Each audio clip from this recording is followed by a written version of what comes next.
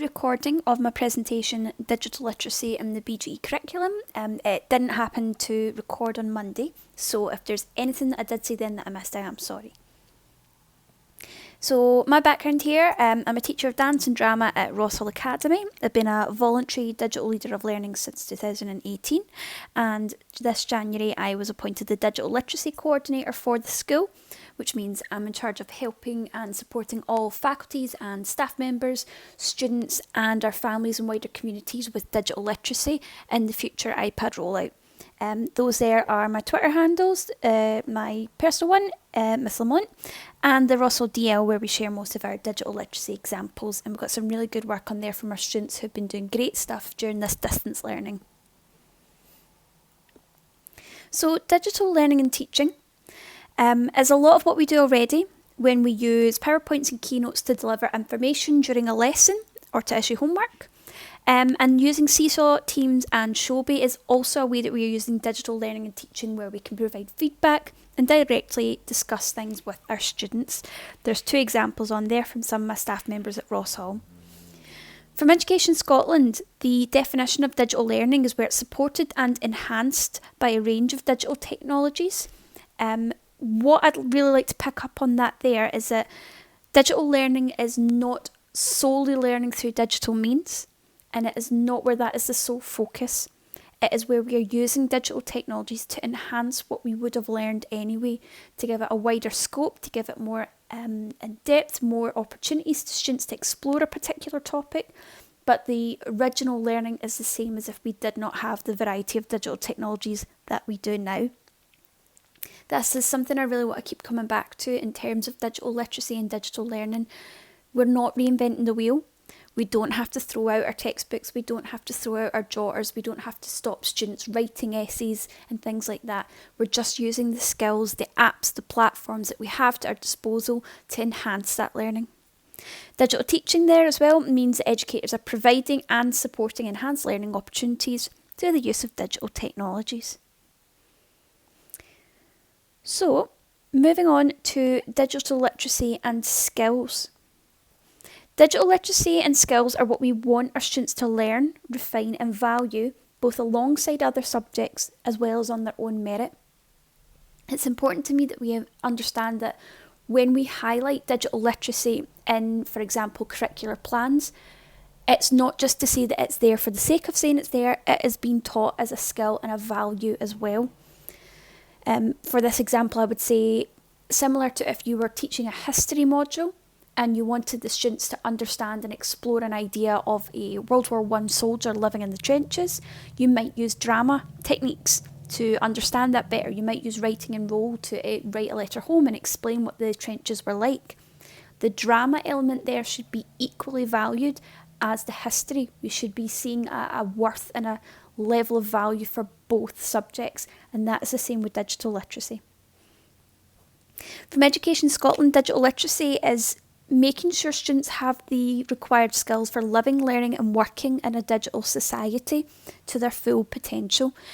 If we weren't sure about it before, I'm sure that now that we've all been on lockdown and quarantine, it's clear that we are very much in a digital society.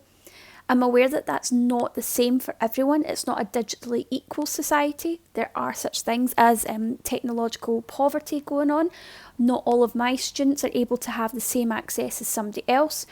But we are in a digital society to some extent for everybody. So we have to be able to get our students ready for that, because when they do go into school where there's iPads and then they graduate and go on to college or uni or further work, they will have to connect and work with some form of technology. Digital skills then are the skills for creating, problem solving and computational thinking. They are the actual abilities. It's important that they can think and understand what different apps are like, what things like coding are like, that they can solve problems by using the things to our disposal, such as different apps, and the creation, not just the consumption of digital material is really important, because these apps give us a wide variety of opportunities to be creative, so we should be encouraging that. So digital literacy in the BGE is a responsibility of all teachers alongside literacy, numeracy and health and wellbeing. The most recent CFE update highlighted that our curriculum plans should help students acquire these skills for the digital and rapidly changing world. At Ross Hall, work's begun within faculties with my support to identify areas where digital literacy and skills can be easily integrated into the curriculum, following on from lots of work in the BGE curriculum that we've been doing for a couple of years. And like I said earlier, it's important digital literacy isn't crowbarred into the curriculum as a novelty, it should be valued. At Ross Hall, when the iPads are rolled out, basic use of apps and iPad skills will be delivered to all students via the personal support curriculum, with more in-depth knowledge being provided then, as well as with my amazing colleagues in the Business and ICT department. Personal support for us is 2 periods a week just before lunch on a Wednesday and a Thursday. They're 25 minutes long, and they are in your pastoral care groups. And this is when students get a wee bit of information. We get the bulletin out about what's happening in school. We do a little bit more PSE development. This is time that we're going to utilise to do deep dives on things like Apple Teacher for the students and various apps that they will be using. I know that most schools maybe have registration 10 minutes at the beginning or 10 minutes at certain times of the day. That these could also be built into those curriculums. If you don't have any such time, then these could be built in further into ICT or into other options such as PSE. In many of these examples, I'll be given the curricular value rather than the how-tos of the apps themselves. If there are any apps that you're unsure about, look out for them being explained through the webinars that are taking place over the next few weeks, or feel free to contact me and I'm happy to give you a wee bit of insight on any of them. These here are the E's and O's for digital literacy. They are available on the Education Scotland website, and these are where you'll keep coming back to when you're integrating digital literacy into your BGE curriculum. What I really want to highlight is you'll see a few times here, whether I'm working on first, second, third or fourth level curriculum, there's not always going to be the same digital literacy E&O level that I've matched with that. That's because a lot of our students are not going to start at the same level. The digital literacy that I integrate into a third year level 3/4 curriculum just now might actually be a level 2 E&O. And that's because the students are only just getting their iPads, hopefully when we get back to school. By the time the current first year get to third year and they've had 3 years of integrating and working with iPads, I'll probably refresh the curriculum and bump that up to level 3 or 4 E&O to say they've met that, because those students will be much more literate and able with their iPads by that point. So just make sure you're picking the E&O that suits your learners. So the first example here is from a colleague of mine that's in primary. It's a primary 7 Let's Cook IDL unit. Usually what they do is from this term, just after Easter up until summer, they are working towards a fete where there's lots of entertainment, there's a wee show. Primary 7s are often encouraged to create a recipe book that they then use. They sell the recipe book, they also make the cakes and sell them as a bake sale, and then those funds go to their school's chosen charity. This happens every year. It's really good. It's really fun, including a lot of the kids and a lot of different skills. So that's why you have such a wide range of literacy, numeracy, etc. E's and O's there. So some of the things when I looked at this curricular plan, things that jumped out to me were selecting relevant ideas, creating and conveying information, comparing costs, media and technologies, healthy eating, the assessment criteria being things to do with tables, recipes written in jotters, posters being made. All these things jumped out to me and made me think, how could we use this in a digital literate way?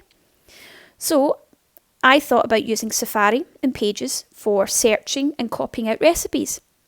Pages could also be used for making posters for the bake sale.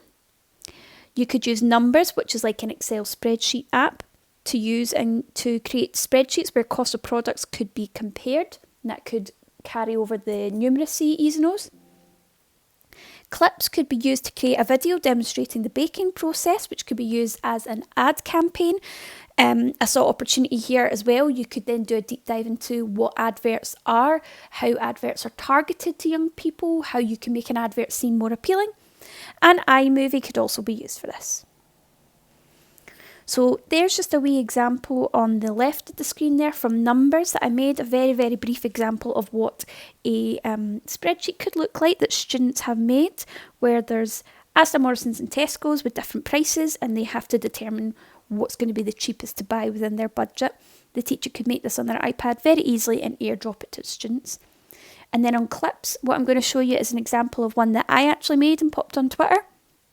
It's me using clips to make my scones, and what I would say is clips is a super easy and fun app, and if I can make this one-handed because my other hand was covered in flour from making the scones, then the students definitely can with two hands and a lot of support.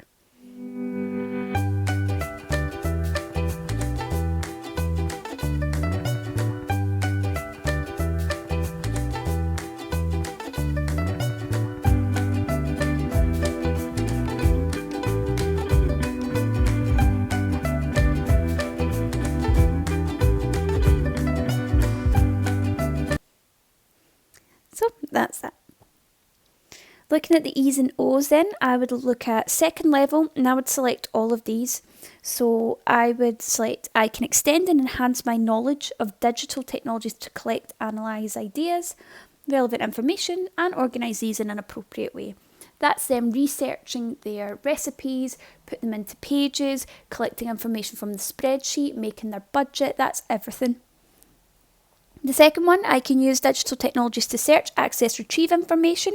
Again, that is researching the recipes, but that could also be where we integrate the researching of what adverts are and how adverts are targeted. And the last one there is about keeping themselves safe and secure online and knowing their responsibilities when they are going on the internet. Very often, particularly with the younger years, I would make sure one of the lower E's and O's about cyber resilience and safety are always highlighted, because we should be constantly reminding our young people of how you have to be safe, responsible and secure when they are working on the internet. My colleagues in English have a first year unit which is about creative writing, about making a story. One thing in here I saw is presenting ideas in a logical way. So the first thing I thought about was using Book Creator to create their own writing and present it as a novel. Because of Book Creator's interface, which we'll see in an example in a bit, it makes it very clear and it looks just like a book would. So that would be good for helping students to organise their ideas, avoid them having one long page with no paragraphs, no commas, no full stops, no space, and actually set it up like a novel. They're also looking for plans and storyboards. Book Creator again has a really good storyboard effect, and character sketches. We could be using Padlet for that. Sometimes Padlet can be a little bit footery, but once you get a hang of it, I think it's really useful. If you're struggling with that, you can even use Microsoft Word to draw in if the students are able to, or if there are some Apple Pens available, you can use the app in there as well. So this is my wee character that I made in Padlet, and I saved him there, and I saved it to my photos. This is me in Book Creator, so on the right hand side of the screen is one of the storyboard comic book style panels. They have all the fun comic book pop art style annotations and stickers that you can put on your page. That could be used there for making more of a comic book story, or for, like we said, just storyboarding what they're going to write about. On the left is an example of one of the many front covers that students could use as well to give more of a professional feel to the work they're doing. And then this is an example of what it looks like when students are making their books. As you can see, they've got the line down the middle as if it was the spine of the book. It makes it really clear that you'd be turning the page and continuing, can give them a sense of chapters and things like that. Up in the top right hand corner, there's a wee triangle pointing to the right. That lets them play it as if it was a book. So Book Creator would be a great app that could be used in English and lots of other subjects. In PE S2, my colleagues have got a trampolining unit. They've already identified that they would be using the iPad in their approach for assessment, but didn't specify what they were going to do within the key skills. Looking at things like self and peer assessment and providing feedback, that made me think about using our camera app, and specifically slow motion, and then clips to assemble a self-evaluation video. Lots of things can be done with camera, just the basic camera on the iPad. I think we need to remember that it's more than just taking pictures. It's really, really useful. This is an example of something I would use as a dance teacher as well. Normally I would just film a dance and have students watch it back, but the ability to film one particular part, slow it down and then show it back and have students reflect on it is really going to help their technical understanding of what they're doing, but that also matches up with what they have to do as a written paper. So that's what I would definitely use in my own subject, as well as using in PE. So here's an example of what I did in Dance with a Dancer. My landing is better, but my foot is a little sickled. So this student was able to identify that her foot was sickled, whereas before she wasn't really able to pay attention to that. She wasn't noticing it. By filming it, slowing it, and then narrating what she can see is happening, we got it done. And then that's the E&O that I would have used for that one.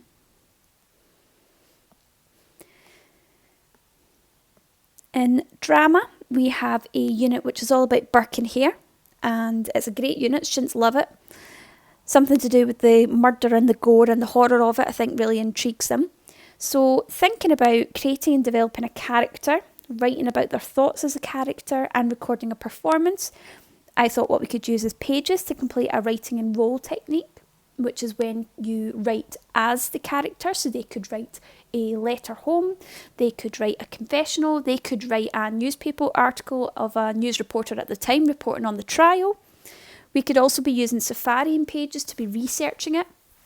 We always do send them a research task during this unit to go find out about crime and punishment in the 1800s. They love it, they get right into that. So that could be another way. And we could use green screen to create a short performance with a realistic background. We're very lucky to have a good drama studio, but being able to use green screen instead of just the black curtains would really give it more of an effect.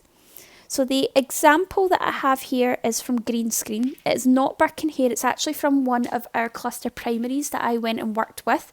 It's a short excerpt, but it's just going to show you. So these students were just in a classroom with a green screen and we imposed this background. Absolutely not! The rugby treasure! That's ridiculous! I'll give you a tenner! Alright! So they were really enthusiastic, those two. Showed how green screen could be working. I did that task with those kids. They were P6, 7, and every student in there really engaged with the task and had loads of fun. Green screen is an excellent app and I would encourage a lot of teachers to get involved with it because it's a lot of fun. So I'd be using 3 E's and O's for that. Again, because we're talking about going online and researching, I would make sure that bottom one is highlighted about being safe online doing research. My colleagues in history have a unit about the spark for World War I, the assassination of Franz Ferdinand. So thinking about how they would usually do a newspaper article, that to me jumped out as doing a Pages report. You could also do a news report using green screen again, as that's my favourite. But the example I've given you here is from Pages. Pages have some amazing templates that are readily available. So you could just tap the images there that look like Polaroids. They were all blank. I just tapped, added pictures that I'd saved before and made me this really professional looking report. It just makes the information that students are given back a little bit more interesting. They're probably going to get a wee bit more engaged with it as opposed to just writing a big page in their jotter that's not really animated, is not really interesting, and might make it easier for you if you've got a couple of scratchy handwriters like I do. So a couple of third level E's and O's, including that one about internet safety. And my last example here from BGE, thinking top of the shop S3. They would be given in this unit an exercise on cell division. And they're talking about peer assessment and presenting information. So that to me sounds like students could use Safari and their textbooks to create a research PowerPoint about mitosis. That could then be integrated that the keynotes are all presented back to the class and students not only evaluate the information that they're seeing in the PowerPoint, but how the PowerPoint is made, what's the value of the PowerPoint and how it's presented. Again, making sure students have these skills for life learning and work, so it's not just that they know how mitosis works, but they can stand up in front of a class of peers and explain it and talk to it and use their voice and their presentation skills. So this is a really rubbish example that I put together here, but using Keynote and using the transition, I was able to put together a wee example of what a student could do. I'm sure many students would do much better examples than I have here. And they could be presenting this to the class, explaining in more detail what we are seeing happening.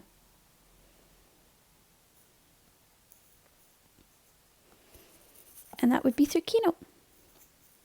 And with it being top of the shop, I've used 4th level E&O there, but maybe just 3rd level for cyber safety, because we're not really looking at cybercrime, which is the 4th level version of that. So final notes. I just want to say it's important that how you fit digital literacy into your curriculum is not just for the students, but for you. We all want to be aspirational, we all want to work our hardest, but there's no point trying to achieve more than what you are capable of. Use the apps that you're comfortable with. Use the apps that you have done a wee bit of training in, a wee bit of experimenting in. Don't try and do everything at once, because then you won't know a lot about anything. There's lots of training out there, there's lots of support out there. Your colleagues will also, I'm sure, be willing to help you. I'm willing to help anyone as well. Just do what you can and make sure you're trying a wee bit more, pushing yourself a wee bit more, but not to the point that you're no longer comfortable, because then the students will be lost at sea with nobody to guide the ship.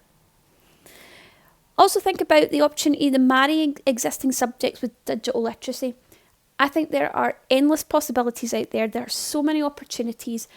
We only have I don't even want to say small, but we have a set of apps that are available in Glasgow City Council, but the possibilities within many of them are endless. There's so many of those apps I haven't even tried yet, because I haven't thought yet I could use that within my subject, but I'm going to sit and have a play around with so many and see, even if they don't fit into drama or dance, could this suit my colleagues in modern languages? Could these suit my colleagues in maths? How could we integrate more of these applications into our daily learning? I also think it's going to be really, really good for helping our students to become more creative, more engrossed in their learning, and could also potentially help us reduce the gap between some of the learners in our classes. So thank you very much for listening to this or visiting for the first time. If you do have any questions about it, it is GW16 Lamont Sophie, or you can catch me on Twitter on the earlier Twitter handles. Thank you.